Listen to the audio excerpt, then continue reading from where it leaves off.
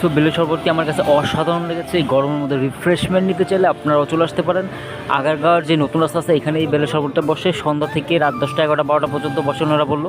So যদি বলেন যে 10-এর মধ্যে কত দিব, 10-এ আউট অফ 10ই দিব, কারণ খুবই ভালো লাগছে আর গরমের মধ্যে। সো সবাই বেশি বেশি ফলো দিন, আরও নতুন নতুন